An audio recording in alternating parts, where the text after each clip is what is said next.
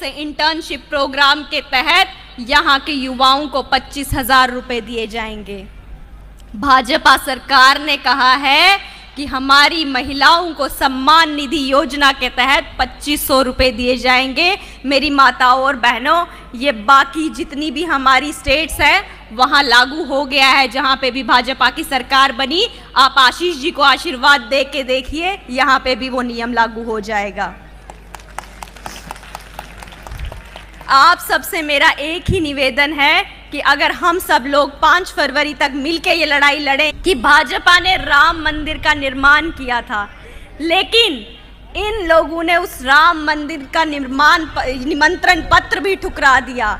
अब बताओ भला, जो लोग श्री राम की इज्जत नहीं करते, जो लोग हमारी मर्यादाओं का उल्लंघन करते हैं, ऐसे आदमी को दिल्ली से उखाड़ फेंकने का काम आज हम अपने जनकपुर वासियों को देते हैं। आप सबसे हमें एक ही विनम्र निवेदन करूंगी कि 5 फरवरी तक आप सब ना रुकोगे, ना झुकोगे, ना थकोगे, तब तक जब तक कि आशीष सूद जी की जीत निश्चित नहीं हो जाती। उस समय पे आशीष सूद जी ने जम्मू कश्मीर के लोगों के लिए आवाज उठाई। हम सब का ध्यान एक तरफ जाता है जब जम्मू कश्मीर का नाम आता है, और वो नाम है अमरनाथ यात्रा। अमरनाथ यात्रा के लिए आशीष जी ने लड़ाई लड़ी है। उस समय जम्मू कश्मीर की मौजूदा सरकार अमरनाथ यात्रियों के लिए जमीन नहीं दे रही थी, हमारे यात्रियों के लिए सुविधा नहीं दे रही थी। उस समय पर आशीष जी ने आंदोलन किया अपनी जान को हथेली में रखकर। जम्मू कश्मीर में जो भी भाजपा का झंडा उठाता था, उन्हें कभी गोलियों से निशाना बनाया जाता था, तो कभी बम धमाकों का निशाना बनाया जाता था। लेकिन आपके बेटे ने जम्मू वालों के लिए आवाज उठाई, आपके बेटे ने जम्मू वालों के लिए लड़ाई लड़ी। आज आप सबका बेटा आपके समक्ष उपस्थित हुआ है जनकपुरी की दिशा बदलने के लिए।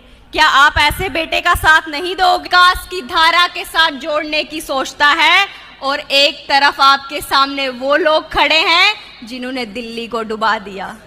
उनके एक एक नेता का नाम ले लो तो भ्रष्टाचार की लंबी लंबी लिस्टें उनके नाम पे इकट्ठी की जाती हैं।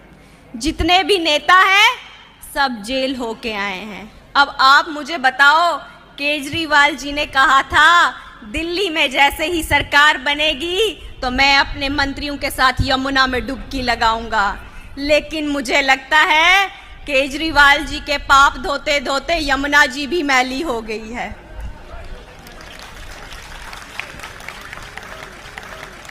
केजरीवाल जी ने कहा था मैं वीआईपी सिक्योरिटी नहीं लूंगा, केजरीवाल जी ने कहा था मैं सरकारी बंगला नहीं लूंगा, केजरीवाल जी ने कहा था मैं एक आम आदमी की जिंदगी जीऊंगा, लेकिन बंगला बनाया तो शीश महल जैसा। दिल्ली वालों की सड़कों की बदहाली इस तरह की है, लेकिन वो फिक्र उन्हें क्यों सताए? क्योंकि आम जनता का दुख एक आम घर का बेटा समझ सकता है, केजरीवाल जी जैसा बेटा नहीं समझ सकता, जिनकी पार्टी का आधार ही करप्शन है। जनकपुर वासियों ने उनका साथ दे दिया तो आपकी दिल्ली को विकास की धारा के साथ जोड़ा जाएगा। आपकी दिल्ली विकास के मॉडल के तौर पे जाने जाएगी, जिस तरह गुजरात जाना जाता है। आपके नेता की दूरदर्शिता हमने जम्मू कश्मीर में देखी है। शायद इन्हीं की वजह से वहां पे 29 विधायक भाजपा से बैठे हुए हैं।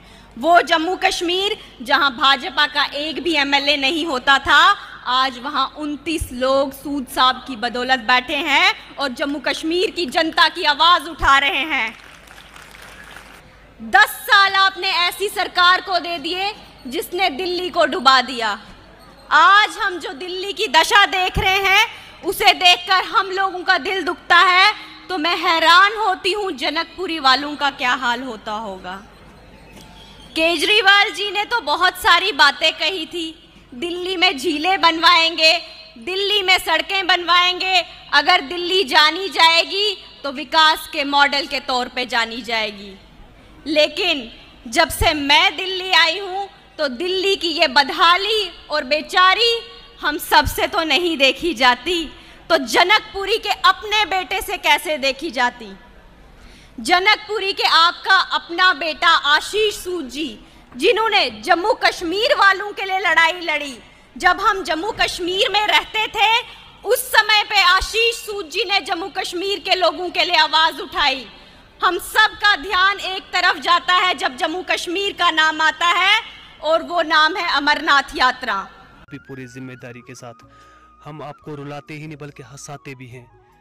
आप देख रहे हैं अपना पसंदीदा न्यूज़ चैनल जेके उकाब न्यूज़ नेटवर्क। हमारे चैनल को सब्सक्राइब करना हरगिज़ मत भूलिए, बेल आइकन दबाएं और सब्सक्राइब करें। अगर आप फेसबुक पर देख रहे हैं तो फॉलो करना मत भूलिए, कमेंट करें और शेयर करें ताकि आने वाली खबरों से आप बाखबर रहें।